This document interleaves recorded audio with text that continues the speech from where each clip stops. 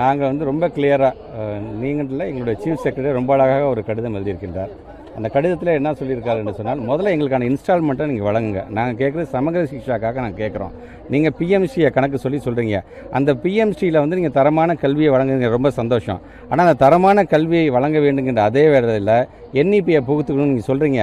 அது எங்களால் ஏற்றுக்கொள்ள முடியாது. அதனால் எங்களோட பிரின்சிபல் செக்ரட்டரி தலைமையில் நாங்கள் ஒரு கமிட்டி நாங்கள் அமைக்கிறோம். அந்த கமிட்டி எங்களுக்கு என்ன பரிந்துரை பண்ணுதோ அதை சார்ந்து தான் நாங்கள் வந்து முடிவு எடுப்போம்னு சொல்லி கிளியராக சொல்லிட்டோம்.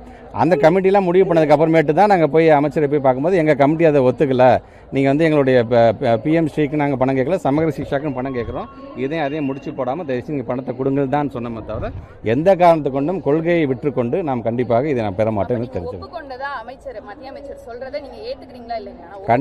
அது அவருக்கே தெரியுமா? அதில் நான் ஏன்னா சீஃப் செக்ரட்டரியோட லெட்டரே இருக்குது உங்களுக்கு. வேணா லெட்டர் வேணால் உங்களுக்கு நான் தரேன். நான் ரொம்ப கிளியராக we have stated that we are going to constitute a committee by having our principal secretary as a head.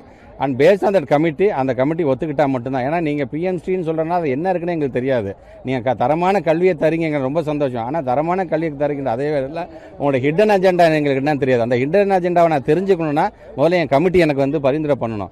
N committee சொன்னால் மட்டும்தான் இதை நாங்கள் ஒற்றுக்கொள்வோம் என்று கிளியர் கட்டாக எதை சொல்கிறது அவருக்கே தெரியும். கமிட்டி கண்டிப்பாக அதை ஒத்துக்கல, கண்டிப்பாக நாங்களும் ஒத்துக்க மாட்டோம்னு தெரியும். மத்திய அரசு ஒரு அழுத்தத்தை கொடுக்கும் பொழுது நம்ம அந்த நிதியை பெறுவதற்காக என்ன மாதிரியான அழுத்தத்தை மாண்பு தமிழ்நாட்டு முதலமைச்சர் மெட்ரோ திட்டத்துக்கு 63,000 கோடி ரூபாய் மத்திய அரசு தான் அதை பண்ணாங்க. கிட்டத்தட்ட 12,000 கோடி ரூபாய் நிதியை நாம தான் செலுத்த வேண்டியதாக இருக்கின்றது. இது ஒட்டுமொத்தமாக நம்முடைய தமிழ்நாட்டு மக்கள் மீது ஏதாச்சும் ஒரு விதத்தில் புதுசாக வரியை போட்டு அவங்க தலையில் பணியை சுமத்தணும்னு தான் அவங்க பார்க்குறாங்களே தவிர இதை நம்முடைய மாண்பு தமிழ்நாட்டு முதலமைச்சர் தன்னுடைய நிர்வாக திறமையால் கண்டிப்பாக அது எளிய முறையில் அதை கையாள்வார். ஆளுநர் பேசுறது நீங்க எப்படி பாக்குறீங்க? அரசியலா பாக்குறீங்களா இல்ல கல்வித்துறைக்காக தான் பேசுறாரு அப்படி பாக்குறீங்க? ஏன்னா மோசமான பாடத்திட்டம்னு தமிழக பாடத்திட்டத்தை விமர்சிக்கிறாரு. இல்லை, ஏற்கனவே நான் சொன்ன மாதிரி மாண்புமிகு பொருந்திய ஆளுநர் அவர்களுக்கு நான் ஏற்கனவே சொன்ன மாதிரி தான் நம்முடைய மாணவ செல்வங்கள் இன்னைக்கு நம்மளுடைய மாநில புத்தகத்தை படிப்பதன் மூலமாக 6 to 12 புத்தகத்தை படிப்பதனால எவ்வளோ பேர் போட்டித் தேர்வில் தேர்வு செய்யப்பட்டிருக்கிறார்கள், எவ்வளோ பேர் அடுத்த கட்டத்துக்கு செல்கிறார்கள்.